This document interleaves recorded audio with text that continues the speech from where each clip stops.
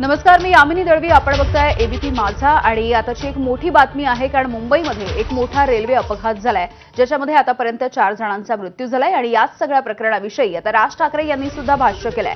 मुंबईमध्ये रेल्वेचे रोजच्या रोज अपघात होत आहेत. मुंबईमध्ये अपघात नसलेला एकही दिवस जात नाही. कुणाचा हात नाही गेला, पाय नाही गेला किंवा मेला नाही असा दिवस उजाडत नाही, असंही राज ठाकरेंनी म्हटलंय. रेल्वे ही नेमकी चालते तरी कशी, हेच आता आश्चर्य असल्याचं मत सुद्धा राज ठाकरेंनी व्यक्त केलं.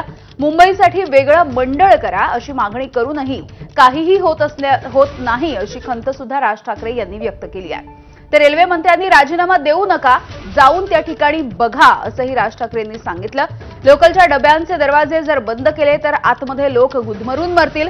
बाहेरची रेल्वे आणू नका, पण किमान विचार तरी अंमलात आणा, अशा सूचना सुद्धा राज ठाकरेंनी दिलेल्या आहेत. नुसता हा रेल्वे पुरता मध्ये विषय नाहीये. मी त्या दिवशी माझ्या एका मुलाखतीमध्ये पण मी सांगितलं होतं की हा सगळ्या शहरांचा आपल्या विचका झालेला आहे. मी गेले इतके वर्षाचे मी तुम्हाला सांगतोय की बाहेरून येणारे जे लोंढे आहेत आपल्या सगळ्या शहरांवरती आदळणारे, याच्यातनंच ही रेल्वे कोलमडली कशासाठी. रेल्वेचा बोजवारा उडालेला आहे, सगळ्या अख्ख्या ट्रॅफिकचा बोजवारा उडालेला आहे. लोकांना चालायला फुटपाथ नाहीयेत, ट्रॅफिकसाठी वाहनांसाठी रस्ते नाहीयेत, कोण येतंय कोण जातंय माहिती नाहीये. नुसते तुम्हाला मेट्रो आणि त्या काय ते तुमचे बाकीच्या सगळ्या सोयी सुविधा करतात ना, ते काय मेट्रो आणि काय करतात ते मोनो रेल्वे, ह्याने प्रश्न नाही सुटणार. रेल्वे मंत्री म्हणून काय करतात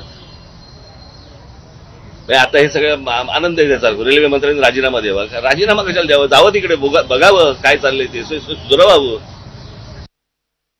पण ज्या प्रकारचे आपण रेल्वे प्लॅटफॉर्म बघतोय आता, तुम्ही संध्याकाळी तुम्ही मुंबईचा प्लॅटफॉर्म बघून दाखवा, तुम्ही आज शिरून दाखवा मला त्या ट्रेनमध्ये.